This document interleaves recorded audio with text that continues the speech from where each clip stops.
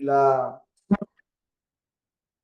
la transmisión en los grupos, compartir en los grupos. Ya, listo, muchas gracias. Ahí estamos. Damos la bienvenida también a los hermanos y amigos que nos puedan estar viendo vía Facebook y nos vean también en diferido, sabiendo que el mensaje o estudio de los días de Shabbat pues, queda grabado en el muro de Facebook.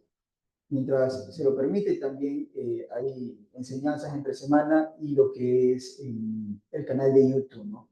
Bien, mis hermanos, el día de hoy queremos continuar con la serie que iniciamos ya varias semanas atrás respecto a la necesidad que tiene la congregación de apegarse más a las escrituras en un nivel de roles, niveles personales y de familia, ¿no? Tratando al pueblo del Eterno como un individuo, como una comunidad que se encuentra en medio de las naciones y se encuentra criada, enseñada, instruida, rodeada por una cultura que es contraria a nuestro camino, que es contraria al pacto del Eterno, no solo contraria, sino que en muchas ocasiones es enemiga de el pacto que se ha hecho con nosotros y nuestros padres y los que estamos hoy presentes con nuestros hijos. De tal manera que si nosotros seguimos la corriente, seguimos el pensamiento de las personas que son contrarias a la enseñanza de la Torah, pues vamos a vernos contrarios al Eterno, contrarios a la Torah. ¿Recuerdan cuando en la carta de Jacob, Santiago le traducen, quien estaba liderando la congregación en aquellos días, él dice, si ustedes o si alguno se considera, o si ustedes son amigos del mundo, le traduce allí, sepan pues que enemigos del Eterno son. Entonces, tenemos que hacer una reflexión grande sobre esas palabras, porque la realidad es que hay muchas cosas que nosotros hacemos al día de hoy que ni siquiera nos damos cuenta. No somos a veces ni conscientes de ello, pero son una causalidad de ser amigos del mundo, ¿no? Y que van contrario a la trata. Y es por eso que este tiempo que el Eterno nos ha dado en estos días para acercarnos más al fin que Él nos ha trazado para cada uno de nosotros, es un tiempo de enseñanza.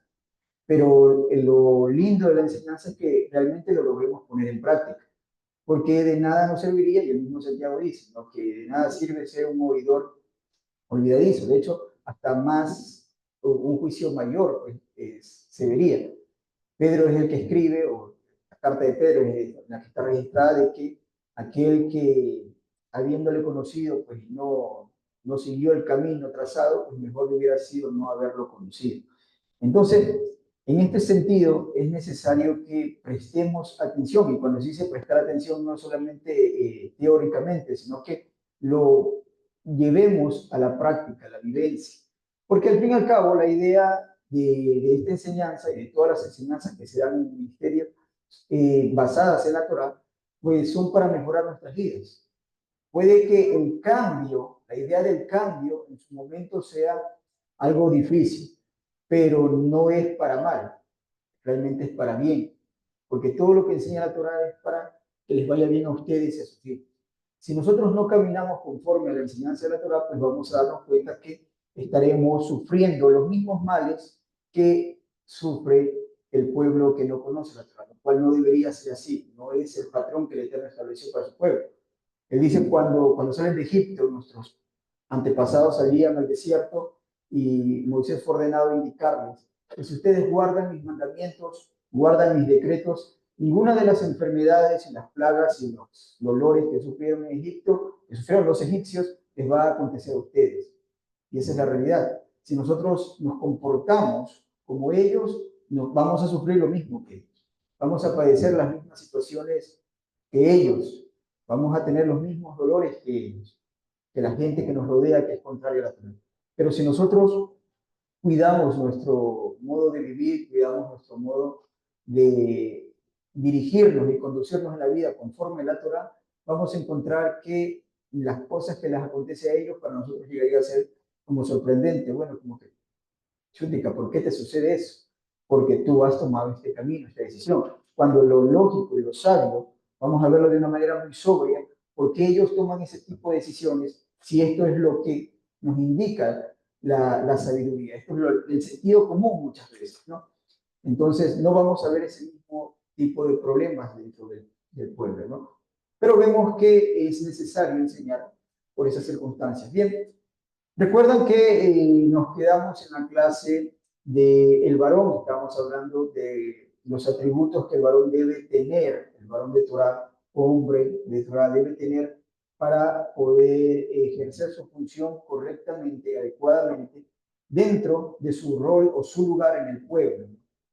Les había indicado también que las enseñanzas para un joven en comparación, las de un joven y de una mujer, en comparación con lo que el hombre requiere, es muy diferente y el hombre pues se les exige mucho más, por cuanto se le ha dado cierta autoridad, cierto rol de responsabilidad cae sobre él también.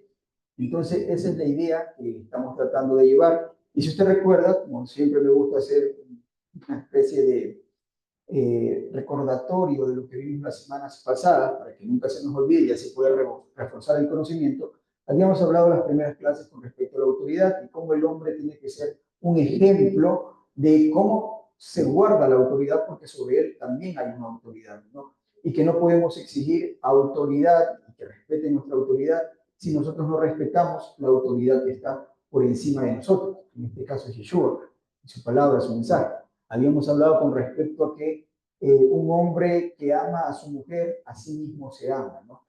De la misma manera que nosotros aquí presentes, ninguno, tal vez la mayoría, no sé quién, pero ninguno de nosotros tiene título en doctorado en psicología o un título de maestría. Puede que alguien aquí sí, o quien nos esté escuchando, pero no necesitamos tener esto, no necesitamos haber estudiado tantos libros de psicología para saber que un hombre que le dio por acuchillarse a sí mismo, lastimarse a sí mismo, lacerarse, padecer de hambre a sí mismo y lastimar su propio cuerpo, es un hombre que está sufriendo un padecimiento que ya cae en la locura.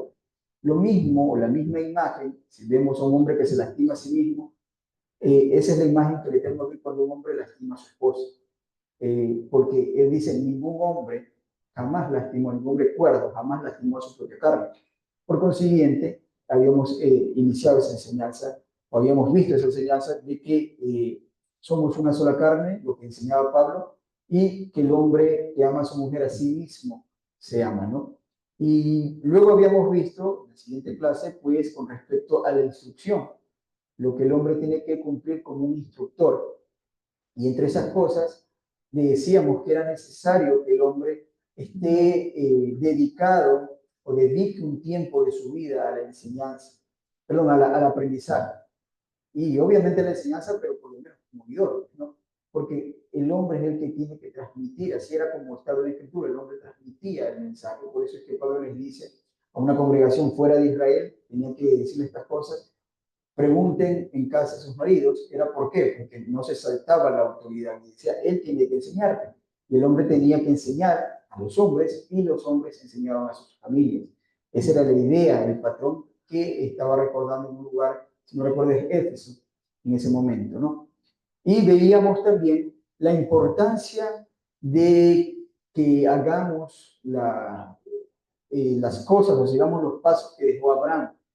Abraham, más allá de dejar riquezas, que lo dejó ciertamente a sus hijos, lo que él más le importó es dejar un legado de entendimiento y de conocimiento, marcar un camino. Y habíamos visto que en ese punto es mucho mejor, y siempre va a ser mucho mejor, dejar a nuestros hijos un camino, un legado de servicio al Eterno, porque a la realidad, a la sabiduría, si yo a un hijo que no le he enseñado cómo debe proceder, cómo es el mundo, cómo temer al Eterno, no importa cuántas riquezas le deje, para la siguiente generación no va a dejar ni la mitad de eso.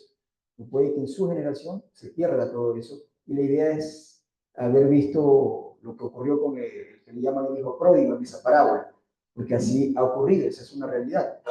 Y que otra de las realidades que tenemos que enfrentar es que nuestros hijos no necesitan tener una casa con piscina, no necesitan tener un cuarto con una gran televisión y un sistema de juegos tan avanzados y no necesitan esas cosas. Lo que sí necesitan es nuestra presencia como autoridad, hablando de los varones, instructor, que le enseñemos el camino del Eterno, eso es lo que necesita. Y las herramientas para enfrentar la vida es lo que necesita. El varón le enseña a sus hijos varones cómo enfrentar la vida como varón. Y el varón le enseña a sus hijas mujeres cómo cuidarse de aquellos hombres que hay allá que le puedan hacer daño. Y está para proteger. Entonces, veíamos que realmente eso es lo que es necesario. Nunca se puede alguien menospreciar o sentir mal. Es que no le pude dar los grandes zapatos que quería él comprarse de $300, $150, le di unos de 60 o unos de 25, qué sé yo. Eso es lo de menos. Lo que realmente importa es la enseñanza. Porque, como decíamos la semana pasada, o las semanas, las clases pasadas, lo que forja el carácter de las personas no son las cosas que tenemos, sino las cosas que no tuvimos. Es lo que forjó nuestro carácter realmente. Entonces, vamos ahora a lo que nos tocaba el día de hoy, que era el varón, o el atributo del varón como protector, ¿no? La protección de la familia. Vamos a ir directamente al texto y vamos a ir viendo cómo podemos asimilar esto, ¿no? Bien, protector. El varón es la barrera de su hogar. En el sentido de la Torah, la protección tiene que entenderse como una barrera. ¿Qué significa una barrera? Es el que separa al frente para proteger, para cuidar, para custodiar. Esa es la función del varón en muchos sentidos. Y una barrera, como lo vamos a ver, porque el primer texto que vamos a ver habla de una lucha, de una batalla física, pero la función del varón como barrera, como protector, va mucho más allá de algo físico. La protección lleva diferentes niveles y ahí vemos lo que habíamos dicho en las clases pasadas, que todo esto que habíamos hablado, de la autoridad, la provisión, el forjar carácter, lo que es el protector, instructor, todas estas cosas se tienen que entender no como un nivel de importancia, ok, ya tengo dos, tres, me falta esta, si no funciona. Es un sistema completamente holístico, o sea, es todo junto y no se debe analizar por sus partes, porque o tienes todo o no lo tienes. O sea, porque y lo hemos estado viendo, que cada una de esas partes están interrelacionadas de manera que no se pueden separar. No podemos decir, cumplo en esta y la de acá no cumplo, esta me falta por cumplir y esta también cumple. No funciona de esa manera. Tienes que tenerlo todo, porque todo está ligado, está conectado. Si fallo en una, he fallado en todas. Ciertamente esa es la idea que tenemos que ir comprendiendo y vamos a ver. Les decía que para la protección, vamos a ver que la protección no solamente es algo en el ámbito físico, sino con sabiduría puedes proteger a alguien y es necesario y es menester proteger a alguien. El ámbito físico no creo que tengamos mayor problema para ello. Vamos a ir viendo y luego vamos a ir explicando, ¿no? En el libro de Nehemías, capítulo 4, verso 14, usted va a ver que estas palabras en un tiempo no era de paz exactamente, pero tampoco era de guerras exactamente, pero vamos a ver lo que ocurrió en aquel momento. Dice, después miré y me levanté y dije a los nobles, los príncipes, la aristocracia, a los oficiales y luego al resto del pueblo. No teman delante de ellos, acuérdense de Yahweh, grande y temible. Peleen por vuestros hermanos, por vuestros hijos, por vuestras hijas y por vuestras mujeres y por vuestras casas. Esa es la idea que estaba proyectando en aquel tiempo por la reconstrucción de la ciudad y aquellos que lo impedían. Y bueno, dice, peleen por ellos. Y vemos que la idea de pelear, y alguna vez hablábamos con los jóvenes, que cuando se trate de salir a pelear, porque el hombre no es el que sale a golpear y a tirar golpes a todo el mundo, no, que las peleas primero sean legítimas, ¿no? ¿Qué significa legítima? Que no voy a pelear por cualquier tontería. Tiene que pelear por algo que es legítimo y lo más legítimo que existe en la Torah para salir a pelear es pelear por otros, no por uno mismo. ¿En qué sentido? En algo muy simple. Si me insultan a mí, yo no tengo que lanzar un golpe por eso, porque lo puedo dejar pasar. Pero cuando veo el peligro lo que es mi esposa o la dignidad de mi esposa es insultada o agreden a mis hijos, es necesario salir a pelear. Entonces, pero el hombre que quiere salir a pelear porque es que ya me ofendió, eso no es un hombre que está canalizando correctamente el camino de la Torah. Las peleas que se tienen que escoger tienen que ser legítimas. ¿Por qué? Porque en la Torah tener misericordia de los enemigos no es bíblico. Uno no puede tener misericordia de los enemigos. ¿Qué significa esto? De que si vas a pelear es porque has visto a alguien que es tu enemigo. Y esa es la enseñanza de Yeshua de por qué dice, ama a los que te maldicen, bendice. ¿Por qué? Porque al verdadero enemigo, tú vas a leer en los salmos que David les dice, acábalos y destruyelos. No dejes ni la sombra y aún a sus hijos exterminan, que no quede ninguno. Porque cuando hablamos de un verdadero enemigo, por eso nuestro pueblo, entre nosotros no podemos ser enemigos, ni considerarnos de esa manera. Porque el enemigo verdadero es el enemigo al que tú no le debes tener misericordia. Porque si le tienes misericordia, él se va a levantar y te va a atacar y te va a hacer peor. El enemigo verdadero con quien tú vayas a pelear realmente tiene que ser una personaje o una identidad a la cual tú has analizado previamente, has estudiado previamente, que es tu enemigo. ¿Y qué significa tu enemigo? Que no le puedes dejar oportunidad a misericordia. Y muchas veces no hay una segunda oportunidad porque te van a dañar. Hay uno de los principios de la guerra enseña también eso, ¿no? De que o destruyes a tu enemigo completamente o lo dejas en paz. Porque la destrucción que tú hagas sobre tu enemigo tiene que ser tal de manera que no tengas temor de su venganza. Y esa es la idea, siempre fue así. Es por eso que no se hagan de enemigos por cualquier persona, por cualquier cosa. Hay que saber escoger a uno de los enemigos, hay que saber escoger. No pelear por cualquier cosa. Porque si me hago de muchos enemigos, a lo mejor tengo muchas personas que si hubiese actuado más sabiamente serían mis aliados, que es lo que hacían los reyes sabios con las otras naciones. Y entraban en guerra con sus enemigos cuando sabían que era la única manera de acabarlos, la única manera de subsistir y seguir viviendo. Un enemigo es aquel que o es él o yo, o son ellos o nosotros. Ese es un enemigo. Porque con el enemigo no voy a medir mi golpe, no lo voy a neutralizar de manera que él va a quedar rendido ahí en el piso. No, tienes que acabarlo. Esa es la realidad de los enemigos. Entonces, por eso es que tenemos que ir entendiendo con respecto a lo de la guerra y con respecto a cómo funcionan estas cosas en el Corán. El hombre no es aquel que sale y golpea. Y una de las cosas también que es importante, y lo digo por el lado que estamos hablando de proteger, la protección, y esto va para las mujeres más que nada, la protección que el hombre debe de ejercer en la Torah, y yo creo que todas están de acuerdo que el hombre es el que tiene que ejercer una protección, porque creo que si viene algún patán en la calle y les dice algo, toda mujer pues espera que sea el hombre o su hombre que salga a defenderla. Creo que todas las mujeres esperan eso. Pero la protección está ligada también a la obediencia. La protección tiene que estar ligada a la obediencia. Hay momentos que las mujeres no comprenden y lo tocamos muy brevemente, pero las mujeres no comprenden y dicen, y eso es allá afuera, y espero que aquí nunca ocurra ese tipo de cosas, que si el hombre le dice, no te vistas así, él sabe por qué le dice eso. Pero ella dice, no, allá afuera, estoy hablando de allá afuera. Yo me he visto como me da la gana.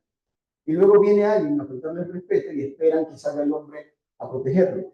No es como funciona, porque el hombre cuando sale a proteger está exponiendo su vida, porque no sabe si el hombre está armado y tiene un cuchillo por ahí. Entonces es obediencia, no puede haber protección si no hay obediencia, es imposible. Si viene un hombre o un grupo de hombres a atacar y tu hombre te dice, sal y corre a pedir ayuda y él se encarga de ellos, tú no vas a decir, no, yo no te voy a dejar, aquí me quedo. Hay que obedecer. ¿Por qué? Porque si tú te quedas ahí, ahora él va a estar pendiente de tratar de protegerte a ti y pelear con ellos. No es la manera adecuada. Obedece. Cuando te dice el hombre, te dice agáchate, te agachas. Detente, te detienes. Con las mujeres y con los hijos. Porque en eso recae la protección. Ese es el protector tiene la autoridad para dirigir. Es como que yo esté en el campo, nuestro hermano Gregorio, nuestro hermano Jesús, y ellos me dicen, deténganse ahí. Yo digo, no le voy a hacer caso, yo sigo nomás. Me termina picando una serpiente. ¿Falló el protector? No falló él, fallé yo, porque soy desobediente, porque hice lo que me dio la gana. porque Él está puesto ahí por algo, para dirigir y para proteger. Pero la protección requiere obediencia. Para protegerse requiere obediencia. No esperen ser desobedientes y que las protejan, porque eso es incongruente. Se protege a aquel que está en dependencia. Es como si yo tengo un hijo en mi casa, protejo a mis hijos, le doy de comer a mis hijos. Pero si un hijo dice, yo me voy a emancipar y me voy, ya sale de mi protección. Ya no tengo autoridad sobre él. Él se fue y él verá cómo se protege. Pero mientras esté en mi casa, es mi responsabilidad. Entonces, esa es la idea, que para la protección tiene que haber obediencia. En todo. Muchas veces las mujeres no comprenden porque no ven el mundo como lo ven los varones, no ven el peligro, tal vez como el hombre lo ve, porque el hombre conoce el mundo de los hombres. Y piensan, no, es que no entiendo por qué yo hago lo que me da la gana. Si te dice eso, no salgas, no salgas. Quédate quieta o paga esto, haz tal cosa, obedece. Por algo te lo está diciendo. Ya habíamos visto el tema de la autoridad, por eso les digo, todo esto está ligado. No es que tengo uno y el otro me falta, todo tiene que estar ligado. La autoridad va ligada con la protección, inherentemente. La sabiduría va ligada con la protección. Porque un hombre que no conoce, un hombre tonto en cuanto a las escrituras, no puede aconsejar bien. Y si no aconsejas bien o aconsejas mal, que es lo peor, pues vas a terminar llevando a tus hijos, a tus esposas, a tu esposa, a la perdición. ¿Por qué? Porque no estás aconsejando bien, porque no tienes la suficiente sabiduría. Aquí vemos otra vez la instrucción, está ligada con la protección. El instructor tiene que, para ser un instructor tenemos que tener conocimiento, tenemos que haber estado escuchando las palabras de sabiduría. Júntate con los sabios y vas a ser sabio. Entonces, a veces las mujeres allá afuera esperan recibir algo del hombre, pero no cumplen el rol que les toca a ellas. Y es que exigen. No es posible eso. No es posible eso. Entonces, si él te dice, ya no sales, o hoy no vas a salir, no te doy permiso para esto, porque sepan que la mujer tiene que pedir permiso al varón. Una mujer casada, estoy hablando. Esa es la dignidad de la Torah. Entonces, ya vamos a ver eso también en la escritura. Pero esa es la idea. Esa es la idea que se tiene que ir entendiendo, porque si no se comprende esto, si no le dan el lugar de autoridad al varón, él no puede proteger y no puede instruir. Entonces, todo tiene que funcionar de una manera armónica en este sentido. Aquí vemos con lo de la protección, y decíamos que la protección no solamente es física, sino de sabiduría también. A veces creemos que no, es que tal vez es que yo no soy un hombre muy fuerte, no se necesita ser fuerte, se necesita ser listo, ser inteligente, estar pendiente de las cosas, estar viendo a todos los lados y saber cómo responder en cada situación. Porque se ganan más guerras con batallas, con estrategias, que con varones fuertes.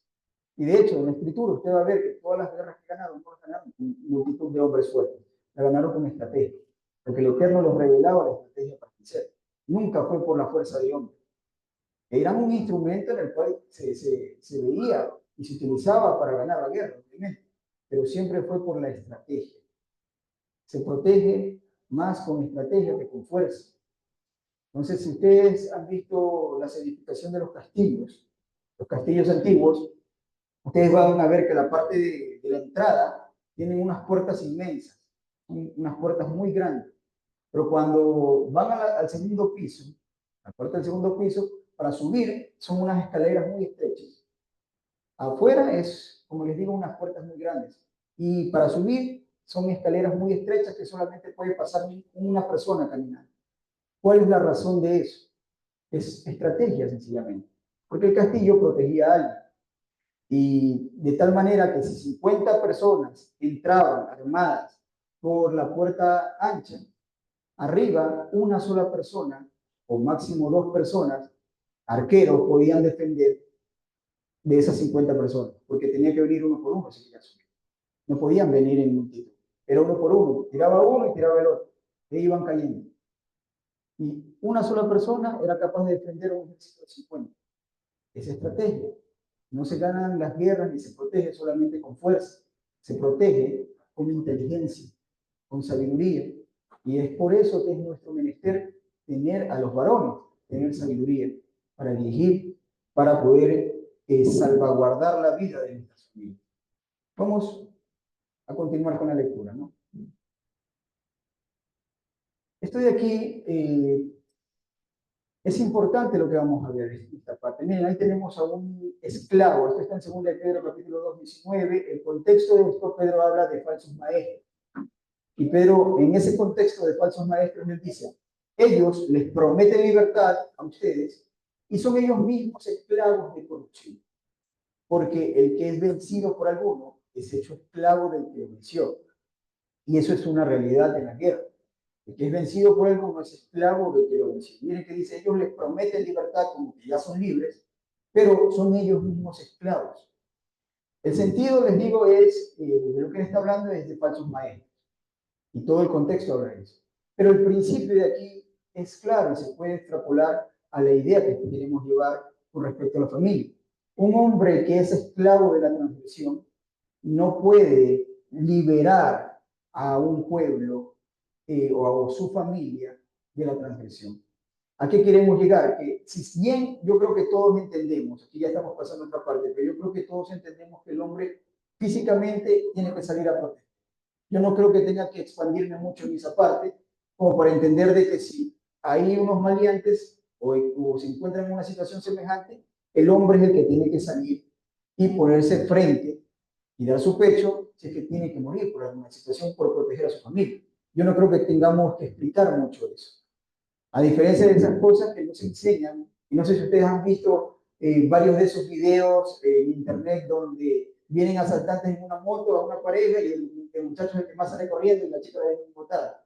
Han habido varios videos de eso. Eso no es un hombre de verdad, no ha sido instruido. Entonces el hombre es el que tiene que quedarse y eso se instruye no de la noche a la mañana, cuando son niños. A los niños, yo recuerdo, a mí me enseñaba, a ver, si yo alguna vez me veía peleando con mi prima, que era de mi edad, ella me decía, a ver, tú eres un varón, no le vas a pegar a ella. Tú tienes que protegerla a ella. Y eso se me quedaba porque me lo repetían más de una vez. Y cada vez que peleábamos me decían lo mismo. Los hombres no le pegan a las mujeres. Y me lo inculcaban una y otra vez. Tú tienes que protegerla a ella. Cuando salgan afuera, tú tienes que cuidarla. Y íbamos a algún momento y venía mi tío o algo, tú tienes que cuidarla. Cuídala. Y era claro, uno crecía con esa instrucción. Crecía entendiendo que el varón tiene que proteger. Lo digo prima porque no tenía hermanas, hermanas menores. Entonces, pero esa era la idea. Uno crecía sabiendo que el hombre tenía que proteger a su hermana, a su mamá, a su amiga. Crecía entendiendo eso. No sé cómo crían a los niños ahora, pero eso se les enseñaba. Eso me enseñaron a mí, yo creo que a muchos me enseñaron eso, porque era común, no era el único, yo, todos mis compañeros de la escuela me enseñaban exactamente lo mismo.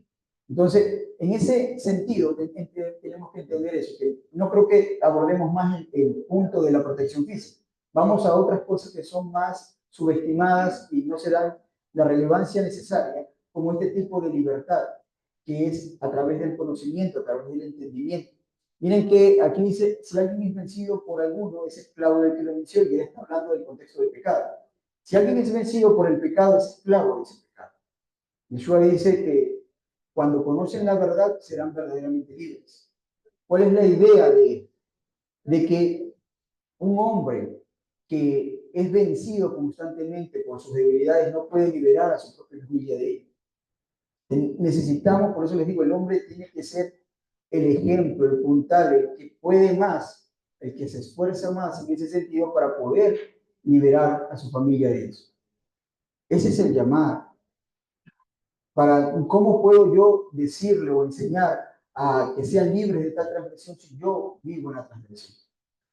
Y el problema aquí es que el hombre a los ojos del Eterno es el representante de la familia, es el representante del hogar. Y es un problema porque el hombre es el que dirige el destino del hogar. Es el que manifiesta cuál va a ser el camino, sea para bien o sea para mal, en un hogar. Esa es la idea, vamos a ir viendo esto.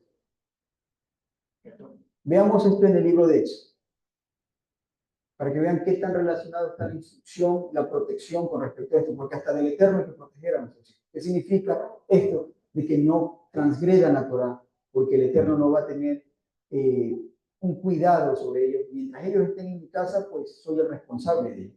Miren lo que dice el libro de Éxodo, capítulo 20, verso 4. Dice, no te harás imagen ni ninguna semejanza de lo que hay arriba en el cielo, ni abajo de la tierra, ni en las aguas debajo de la tierra. Lo que estamos leyendo están escritos hasta el día de hoy en tablas de piedra. Dice, no te inclinarás a ellas y las honrarás, porque yo soy Yahweh, tu fuerte, celoso, que visito, quiero que prestemos atención a esto, que visito la maldad de los padres sobre los hijos, hasta la tercera y cuarta generación de los que me aborrecen. Y hago misericordia a millares, no tercera y cuarta, sino a millares, a los que me aman y guardan mis mandamientos.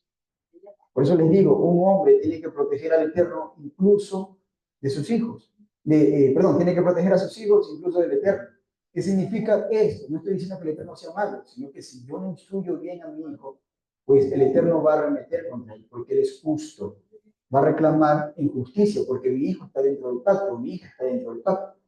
Entonces, tenemos que cuidar él. Entonces, esa es la realidad. Y vean este verso para complementar la idea. Oseas, capítulo 4, verso 6. Mi pueblo fue destruido porque le faltó conocimiento. Por cuanto desechaste el conocimiento, yo te echaré del sacerdocio. Y porque olvidaste la ley de tu Elohim, también yo me olvidaré de tus hijos. Entonces, no sé si se dan cuenta que a veces los padres tienden a orar por sus hijos, ¿no? Y aún los de allá afuera tienden a orar por sus hijos con la idea de que protégelos, cuídalos, pero no se dan cuenta que no funciona así. O sea, no funciona en la manera en que yo oro. O sea, yo voy y hago lo que me da la gana, transgredo, descuido el Shabbat, descuido, y hablo de aquí adentro, ¿no? Descuido la Torah, pero luego voy y digo, Padre, yo sé que soy culpable, pero ten misericordia, cuídalos, protégelos, que no les pase nada malo. No funciona de esa manera. Él dice como ley, si tú guardas mis mandamientos, yo me acordaré de tus hijos. Si tú transgredes mis mandamientos, por consiguiente, yo me olvidaré de tus hijos. Así funciona esto. Si yo en verdad quiero que les vaya bien a mis hijos, conforme al temor del Eterno, que el Eterno los bendiga, tengo que hacer las cosas bien. No es como que los entrego allá para que en la escuela de Torah les enseñe y que mis hijos aprendan allí y allí crezcan. No funciona de esa manera.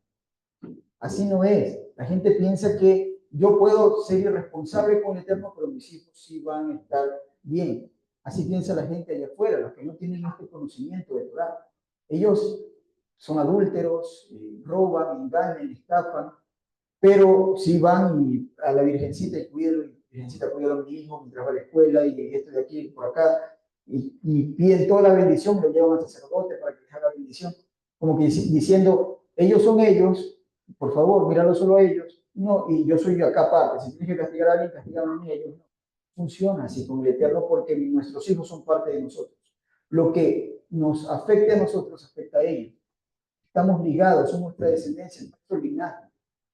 No es posible que alguien diga que la única manera para que eso ocurra es que me dé muerte a mí. Si yo muero, pues ellos quedan libres. Pero la realidad es esa. Si estamos en Torah, más que nada estoy hablando de Torah, estoy hablando de la gente que allá afuera toma ese pensamiento cuando entra aquí y lo quiere trasladar acá. Y piensa que aquí yo puedo estar alejado de la Torah, pero que el Eterno igual va a bendecir a mis hijos. Eso no funciona aquí, ni funciona nunca en el pueblo del Eterno. En la escritura, ¿cómo funciona? Funciona directamente de que si yo guardo la Torah, guardo los pactos del Eterno, Él va a proteger a mis hijos. Ven cómo la autoridad, el ejemplo, la instrucción, en este caso, tiene que ver con la protección. Todo está ligado, no podemos separarlo. Yo visito la maldad de los padres, la transgresión de los padres sobre los hijos, hasta la tercera y cuarta generación de los que me aborrecen. Eso es lo bonito que dice de los que me aborrecen, o sea, no es de todos, sino de los que me aborrecen. ¿Qué es alguien que le aborrece? Alguien que no guarda el mandamiento del Eterno porque sencillamente no le dio gana de guardarlo. Aquel que rebeldemente dice, yo no voy a hacer eso. Ese es el que le aborrece. No está diciendo de alguien que falló, de alguien que quiere hacer la voluntad del Eterno y de repente falló. Todos vamos a fallar. Entonces todos vamos a equivocarnos de vez en cuando. Procuremos que cada vez sea menos. Y tenemos que ir avanzando a la perfección. Pero no está hablando del temeroso del Eterno. Está hablando de aquella persona que aborrece al Eterno. De ese está hablando y dice, yo me olvidaré de tus hijos. pero hago misericordia a millares de los que me aman y guardan mis mandamientos. Entonces está sencilla la fórmula ahí. Él va a hacer misericordia sobre mis hijos si yo lo amo y guardo sus mandamientos. ¿Por qué? Porque no es por una cuestión de, de magia, ¿no? Como de una receta mágica. Ah, si hago esto, esto va a pasar. Es por una cuestión de causa y efecto. Porque si yo temo al Eterno, evidentemente mi conducta va a enseñarle a mis hijos mucho más allá que mis palabras referente al temor al Eterno.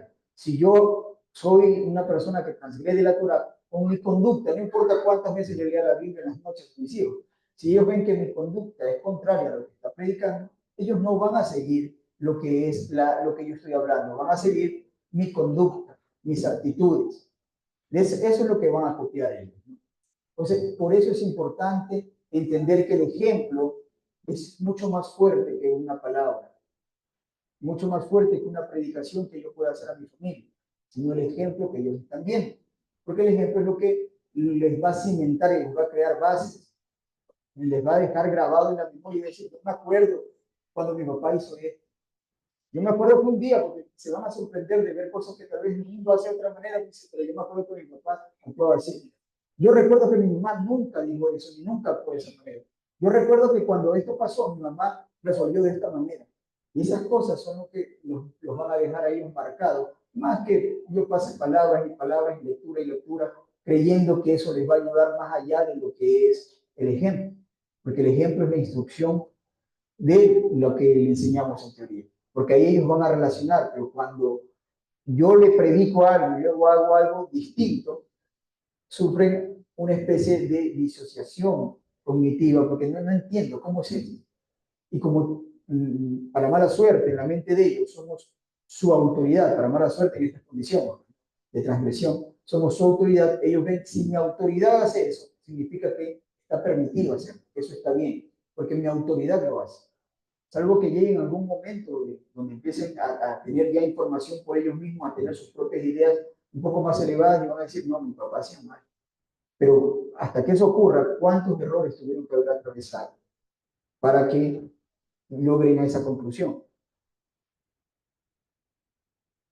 Entonces, por consiguiente, todo lo que estoy hablando aquí es para aquellos que han transgredido la Torah y para aquellos que todavía no lo conocen, pero a los que tienen la Torah, que yo creo que son la mayoría de los que nos están escuchando tanto en el video como los que estamos aquí, pues sabemos que esto solamente es por conocimiento, para entender cómo funciona si algún día nos toca explicarle a alguien, porque todos caminamos conforme a la verdad, todos buscamos caminar conforme a la rectitud y estamos aquí de hecho porque buscamos agradar al Eterno.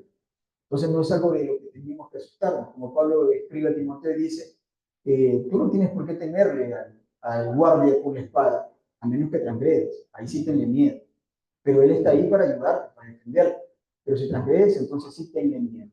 Es lo que dice él, ¿no? Vamos avanzando. Quiero que me acompañen al libro de Números, capítulo 30. Libro de Números, capítulo 30, antes de que se nos agote el tiempo. Dice lo siguiente. Vamos a leerlo rápidamente y luego voy a explicarlo, ¿no? Es un mandamiento de Torah, ¿no? Dice, más la mujer, mire que así dice, la mujer, cuando hiciere voto a Yahweh y se ligare con obligación en casa de su padre en su juventud, y si su padre oyere su voto y la obligación con que ligó su alma, y su padre callare de ello, todos los votos de ella serán firmes. No sé, el micrófono, ¿qué tal? ¿Se escucha o no se escucha? Si no, cambia el otro micrófono. Ok, gracias. Si su padre oyere su voto y la obligación con que ligó su alma, y su padre callare de ella, todos los votos de ella serán firmes. Y toda obligación con que hubiere ligado su alma, firme será. Mas si su padre le vedare el día que oyere todos sus votos y sus obligaciones, con que ella hubiere ligado su alma, no serán firmes. Y Yahweh le perdonará, por cuanto su padre le vedó. Pero si fuere casada e hiciere votos o pronunciare de sus labios cosa con la que obliga su alma, si su marido le oyere y cuando le oyere callare de ello, los votos de ella serán firmes y la obligación con que ligó su alma firme será. Pero si cuando su marido le oyó y le vedó entonces el voto de ella, que ella hizo, y lo que pronunció con sus labios, que ligó su alma será nulo. Yahweh la perdonará. Déjenme ver aquí. Verso 9. Pero todo voto de viuda o repudiada con que ligare su alma será firme. Y si hubiere hecho voto en casa de su marido, hubiere ligado su alma con obligación de juramento. Y si su marido oyó y cayó de ello y no le vedó, entonces todo voto será firme y toda obligación con que hubiere ligado su alma firme será. Mas si su marido le anuló el día en que oyó todo lo que salió de sus labios, cuanto a sus votos, y cuanto a la obligación de su alma, será nulo. Su marido lo anuló y Yahweh la perdonará. Todo varón y todo juramento obligándose a afligir su alma, su marido lo confirmará y su marido lo anulará. Pero si su marido callare a ello el día de día en día, entonces confirmó todos sus votos y todas las obligaciones que están sobre ella, lo confirmó por cuanto cayó de ello el día que lo oyó. Mas si lo anulare después de haberlo oído, entonces él llevará el pecado de ella, de haber hecho la promesa. Antes de ir, terminemos con esta partecita. A ver, vamos entendiendo esto. Sí comprendimos que aquí por lo menos está hablando en función de una mujer que vive en casa de su padre, una joven, y de una mujer casada. No aplica esto diferente, vayamos entendiendo, no aplica esto a lo que es el varón. No dice si tu hijo varón que vive en tu casa hiciera un voto, no aplica eso. ¿Por qué? No está diciendo, en primer lugar tenemos que entender, no está mencionando aquí que la mujer sea incapaz de tomar sus propias decisiones, ni sus propias obligaciones, que ella no pueda, que necesita de alguien que le diga si puede o no puede. No es lo que está ocurriendo, sino que como ustedes ya han escuchado y lo hemos mencionado varias veces en las enseñanzas cuando hablamos de autoridad, el pueblo del Eterno es un pueblo que se mueve en un sentido patriarcal, donde el jefe de familia es el padre patriarcal. Primero, en primer sentido, le está dando la autoridad al padre, le está reconociendo como autoridad al padre. Segundo, vemos que lo hace, ¿por qué? Porque como es un sistema patriarcal, las mujeres y los niños, o en esta casa una mujer joven o una mujer sencillamente, está indefensa en cuanto a un sistema patriarcal y necesita que haya un hombre que salga a dirimir eso. Por eso ustedes ven que el Eterno, cuando juzga a los débiles por el sistema patriarcal que existe, juzga conforme a los huérfanos, que son niños, y las viudas. ¿Por qué? Porque en el sistema que el Eterno estableció, puede que haya un hombre que se quiera aprovechar de una mujer y por eso necesita salir un varón a confrontar eso, porque el Eterno no rompe su sistema. Si una mujer está siendo engañada, estafada de alguna manera por un hombre, porque hay hombres que se quieren aprovechar de las mujeres, por un hombre, no es ella la responsable en salir a arreglar o a discutir con el varón. Es o bien su padre, si está en la casa de su padre, o su esposo. Si alguien tiene problemas, si un varón tiene algún problema, un conflicto con mi esposa, no tiene que ir a hablar con mi esposa. Tiene que venir a hablar conmigo. Y así para todos los varones. Si yo tengo un problema con la esposa de alguien porque cualquier circunstancia hubiese ocurrido, yo no voy a hablar con ella. Yo no voy a decir, mira, este problema estoy teniendo contigo y tienes que arreglar. Yo no voy a hablar con él. Yo voy a hablar con su marido. Ese es el sistema de la Torah. Yo no voy a discutir con una mujer. Si tengo que discutir algo, lo discuto con su marido. Ese es el sistema en la Torah. Así se mueven las cosas en la Torah. Ese es el orden establecido. Mi hija, por consiguiente, lo mismo. Mientras yo viva, nadie, o yo no puedo permitir por lo menos que ni mi mujer ni mi hija tengan un conflicto con otro varón. Si yo vivo, mi mujer y mi hija no van a tener un enfrentamiento con ningún otro varón. Para eso estoy yo. Es diferente si viene mi hijo. Mi hijo de 15 años, si tuviera un hijo, pues me dice, papá, tuve una pelea con tal muchacho. ¿Y qué pasó? ¿Ya ganaste? ¿Qué pasó? O sea, es lo que le preguntaría. Pero que mi hija me diga, no, es que hay un muchacho de 15 años que está que me dice esto y me jala el pelo y me empuja esto, y tengo que salir a hablar. O sea, esa es la realidad de la Torah. Por eso digo, ¿cuánto de Torah estamos nosotros entendiendo y asimilando? Porque a veces es como que, como la gente allá afuera, ¿no? Una mujer tiene problemas con el tendero, qué sé yo, ya verás, tú te lo arreglas, tú te metiste en ese lío con el tendero y tú fiaste, tú verás si te arreglas. No, pero es que me insultó, ya verás tú cómo lo haces. Así no funciona aquí en este camino. Mi mujer no tiene por qué discutir con ningún hombre, ni dentro del pueblo ni fuera. Ni mi hija no va a entrar en un conflicto ni una discusión con ningún hombre, ni dentro del pueblo ni fuera del pueblo, porque así es como funciona en la Torá. Eso es lo que está establecido en la Escritura. Y tenemos que manejarnos de esa manera. El día que venga algún momento, algún muchacho, cuando mi hija esté ya en una edad donde empieza a traer las miradas de los jóvenes, ese día que venga algún muchacho a querer acercarse a preguntarme, porque tendría que entender primero que no puede hablarle primero a mi hija con respecto a eso.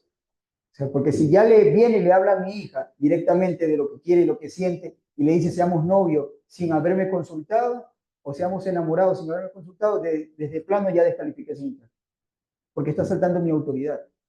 Entonces no se dio ni la oportunidad de que yo considere, vamos a ver si considero si es un buen muchacho para mi hija. No, ya él saltó mi autoridad. No es un buen muchacho para mí. Es un muchacho que primero, si quiere tener alguna hija, tiene que aprender mucho. Después de que aprenda cómo se manejan las cosas en la Torah, podremos ver si puede hacerlo o no puede hacerlo. Ahí tendré recién la consideración de evaluarlo. Pero si se acerca, procuraré estar en la cocina, no sé, apilando un cuchillo. Digo, hazlo pasar, hazlo pasar. Entonces, mi hermano, siga mi hermano. No se aplica esto. Es lo que decía ahí, una repudiada o una mujer viuda. En este sentido, soltera en este sentido. Ella es la que está asumiendo un rol masculino de hacerlo todo en ese caso. Entonces, no, ella no puede decir a quién pregunta, no, ella es la que tiene que tomar las decisiones en ese sentido. Entonces, ahí decía, la repudiada o la viuda, en ese sentido, una mujer que no tiene un varón, no tiene una autoridad, no se aplica eso. Los votos que ella haga serán firmes, es lo que dice, ¿no? Entonces, pero estoy hablando a una jovencita o a una mujer casada. Y hablando del tema de la jovencita, porque ese es el orden que se tiene que acercar, si viene un muchacho a decirme algo de que le interesa a mi hija, yo no le voy a decir, ya, qué chévere, aunque yo considere que es un buen muchacho. Imaginemos que yo pienso que es un buen muchacho. Yo primero tengo que preguntarle a mi hija y hablar con mi hija. Yo no le puedo decir, ya, chévere, ya voy a hablar con ella para que te diga el sí. Eso no se puede hacer. O sea, aunque yo considere que es un buen muchacho. Por consiguiente, si yo veo que de una es un mal muchacho, no tengo ni que preguntarle a mí. Simplemente voy a decirle que no. Entonces, pero si es un buen muchacho, le diré, bueno, ¿sabes qué? Voy a consultarle, ni siquiera voy a consultar a mi hija, déjame pensarlo, es lo que le voy a decir. Déjame pensarlo, dame unos días, ya te la otra semana y te tengo una respuesta. Y en esa semana, pues hablaría con mi hija. Y depende de lo que me dice mi hija. Si mi hija, pues dice, sí, es que ese muchacho me encanta, que gracias. Ya, ok, tranquila, anda, habla con tu mamá para que ella te aconseje también y ver qué te puede decir de él. Pero vamos a ver cómo hacemos esto. ¿Es mayor de edad mi hija o mayor de edad que él? Ya, pues entonces, mejor aún. Mientras vive en mi casa, si tenga 30 años, está bajo mi autoridad. Tenga 40 años, si vive en mi casa, es mi autoridad. Yo soy la autoridad, pues. Es mi responsabilidad. Eso no está que con cuestión de edad. Eso también hay que entender en natural. La mujer no se la trata igual que un varón, en ese sentido. El varón, de hecho, yo recuerdo que cuando era niño, vuelvo y repito, ya no escucho esas cosas, pero cuando yo era niño era la presión de ya cumplir 18 años, de saber de que ya tengo que salir de mi casa. Y era la presión de que todo hombre llega a una edad donde tiene que salir de su casa. Hoy, por consiguiente, es diferente. No te vayas y le acomodan el cuarto y los quieren seguir teniendo ahí dentro de casa. Bueno, una pregunta. Como estamos en digamos, una época distinta, ¿no? Ahora, a veces ya los jóvenes, aunque vivan con los padres, ya son mayores de edad, ellos repiten que ellos fueron más. Con mayoría. Eso es igual a las clases de trabajo. No, pues que claro. Una joven de 4 años, es legal que, o 18, es legal que diga, pues, un novio de la papá. O sea, legal es, no, en ninguna edad, así sea 30 años, es legal que papá te presento a mi novio. Natural, eso no es legal. Es, papá, me gusta este chico y él quiere venir a hablar contigo. Eso es lo legal. y el papá es el que toma la decisión. Yo sé que no les gusta, pero eso es lo que dice allí. El padre es el que toma la decisión. Eso, estamos hablando de Torah, no estamos hablando allá afuera, y las normas de Torah no van a cambiar porque la sociedad está hecha un desastre. O sea, aquí el padre es el que toma la decisión. Ella no dice, yo vengo y te presento a mi novio. Eso no existe en la Torah. Eso es saltarse la autoridad del padre. Aunque el padre no lo considere así, es saltarse la autoridad. Porque él tiene que entender esa parte.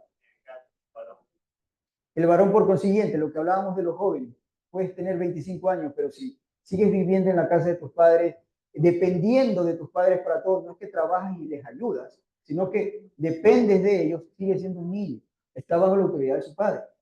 Porque mientras depende de su padre, mientras necesite dinero de su padre, eso lo hablamos cuando hablábamos de los jóvenes, sigue dependiendo de la autoridad de su padre.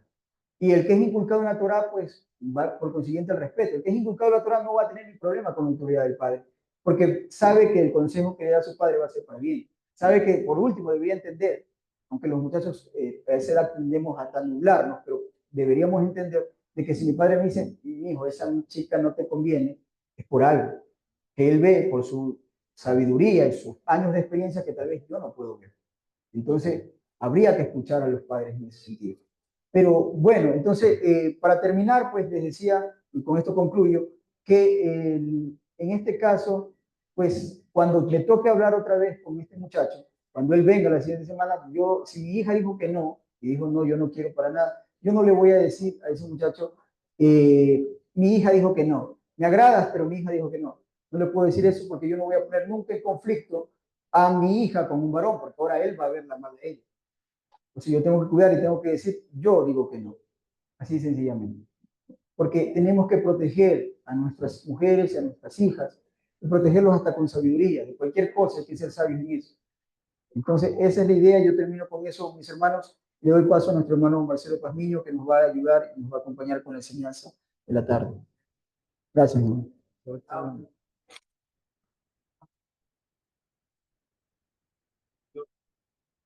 A ver, ponémosle ahí.